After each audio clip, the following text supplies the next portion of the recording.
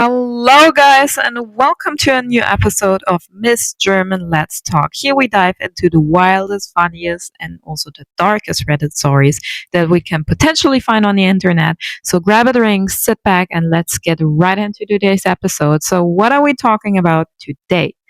Well, one Reddit user is asking, what is your craziest story from high school? So let's dive directly into the first comment saying, one time in high school, the normal school nurse had to take the day off, so they called my mom to sub for her. Well, I answered the phone and I told them she'd do it, but I put all my mom's nurse stuff on and put two loop-sided balloons in my chest and a black wig I had from Halloween, and I went in as the nurse up. Well, like halfway through the day, some kid came in and pulled his pants down. He said he had a pulled muscle or some shit. He had the tiniest penis ever, and he was all nervous and had a tiny little boner. I jerked him off. It was hilarious.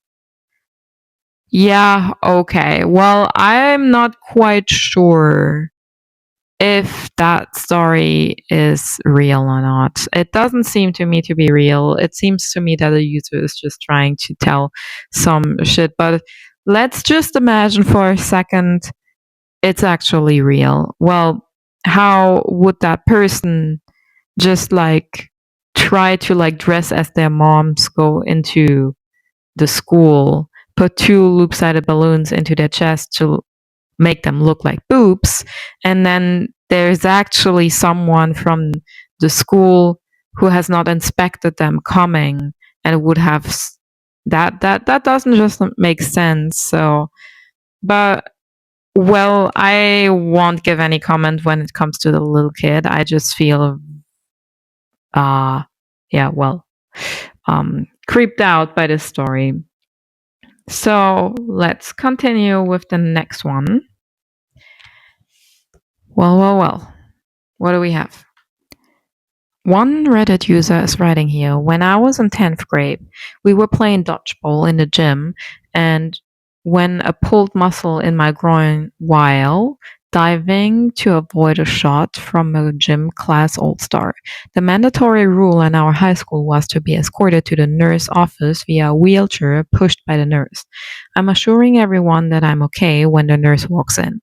Now we all had the grammar school nurse that looks like the back of an old baseball glove, but there was a substitute nurse for few weeks while our old nurse was out on maternity leave.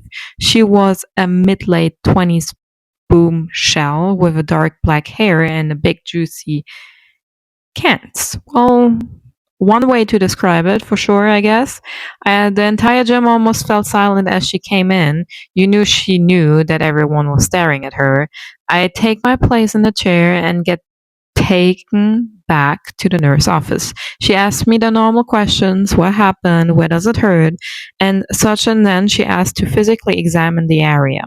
She pulled down my gym shorts, and that's when my darkest nightmare came to fruition. Fruition. I had the little boy going up. A giant, fleshy monster hiding under the cover darkness in my tidy whites. Well, that's definitely, guys, a kind of way to describe it. A giant, fleshy monster. I will never forget what she said next. Oh my, you are happy to be here, huh? Well, she played it off well, my guy. With that, she reached into my boxes and pulled out the flashy monster. And now I've seen my flashy monster plenty of times, but today it was comically large, the largest it's ever has been. She began, okay, that is not that should be content that is plus 18. So this I will just overgo this sentence. This goodness was draining me and drained the life out of me, my sweet things. And then I went back to class. We had fun a few other times that semester. Well. That school nurse needs to be found and replaced by an old granny nurse, maybe. Anyways, next story. For starters, I went to a very ghetto school, so fights are not a big thing there. One day after school, there was a fight in front of the school. Like usual, people gathered around quickly to see it after things somewhat cooled down for a bit. I saw someone running for his life. What happened was someone got stabbed in the arm with a pocket knife.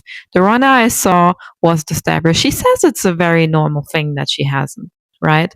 Police and ambulance got involved, and I believe the attacker was caught, and the guy who got stabbed turned out fine.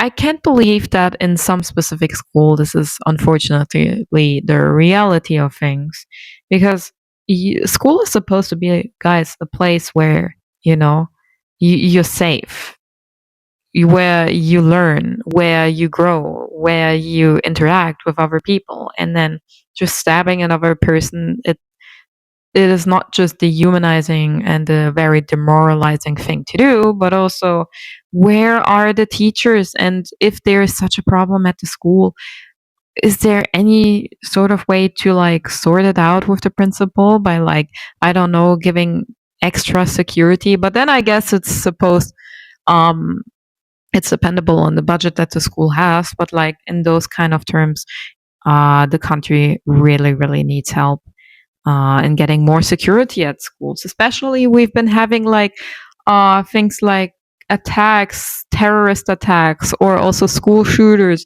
And in some countries or in some states, it's just normal to have this and be like, oh yeah, we're going down in lockdown because there is another school shooter. This is not normal, guys. Come on. Next story.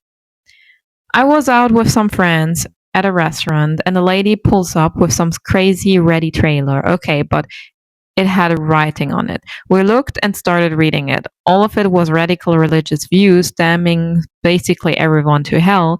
They parked, taking up 4 parking spaces, and started walking towards us. It was a hefty lady with obviously poor hygiene, wearing sweatpants. She walked up to our group of about 12 people outside and started talking. At first, she was polite. But then she started getting really out there. She started talking about various conspiracy theories, claiming Illuminati type stuff. We listened as politely as we could, meaning not very. We were giggling and laughing at the craziness of all of it. Of course, there's one friend who asks question to egg on her. Finally, she starts to leave. Then she turns around and says, oh, by the way, it's Adams and Eve, not Adam and Steve. She felt motivated to leave very shortly after. You know, there is a rule. You keep religious believers, no matter what you think is right, normally out of school. So, because you never know what the parents are thinking, we have like so different ways of religious beliefs that leaving it out of the school is one of the best things to do. Or you send your little girls and your little boys to the schools where they actually have the same morals that you have, instead of bringing a crazy lady into the school. That's one way to deal with it. Next story, and that would be also the last story for today. My junior year in high school, I was the rehearsal pianist. Sorry, guys. For the spring musical, we did the musical, which, as you can probably tell, is a musical based on the work of Dr. Seuss. I had a huge crush on a girl who played Gertrude McFuss. Let's call her Carla, not her real name. She did not reciprocate my feelings. Aw. But I was still determined to win her over. This was on the day leading up to Valentine's Day, and the school store was selling those candygram balloons packages that you could arrange to have sent them to any student, so I bought one for Carla. Oh, did you guys have this too in your schools? We used to have this on Valentine's Day, and then there was like the school's representative That was mostly like a group of like 2 free students, and they were like preparing it every single time. You could either send a rose or like a piece of candy to different classes, and then there are students going around during a class and be like, here, you got this from like an anonymous person. And then everybody who doesn't get got a rose, and I was one of them, very sad, but like the ones that got a rose, you could tell which ones were the popular ones. Anyways, let's continue. I had forgotten that there was a rehearsal scheduled after school on Valentine's Day.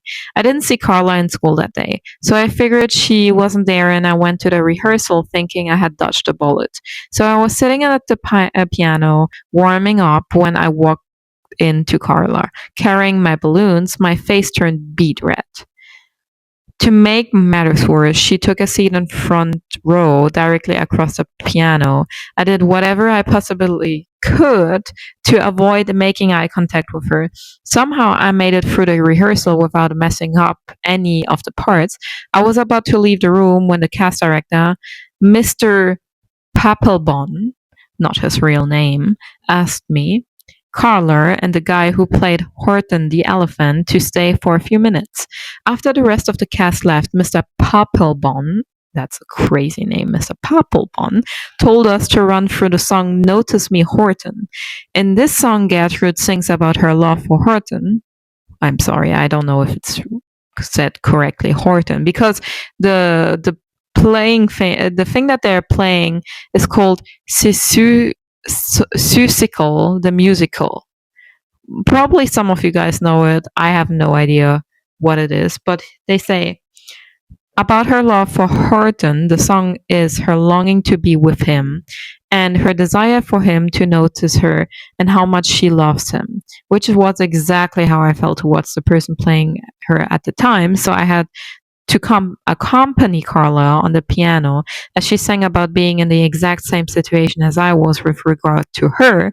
The irony of the situation was painfully obvious to me, and it was one of the most awkward moments of my life. As soon as I could, I bolted out of the classroom to avoid any interaction with Carla. And then it hit me how hilarious the chain of events that had just transpired really was. As soon as I was sure there was no one else within earshot, I burst out laughing hysterically. After that, I decided to stop trying to win Carla over and started to focus on another girl who would not return my affection either. Aww. I asked Carla what she had thought about the Valentine's Day rehearsal a year later, and she told me that she was preoccupied with the thought of a guy who had not returned her phone calls, and the irony did not even occur to her until I mentioned it. What a story, guys, for the end. Well, my poor guy couldn't land on Carla.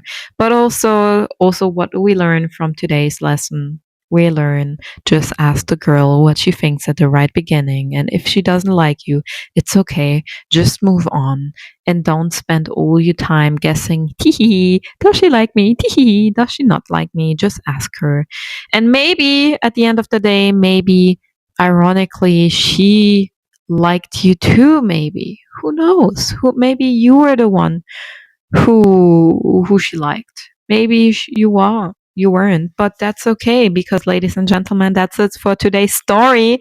And I hope you enjoyed this episode. If you did, don't forget to like the video and subscribe to my channel. I'll be back soon with more crazy Reddit stories. See you soon. Bye.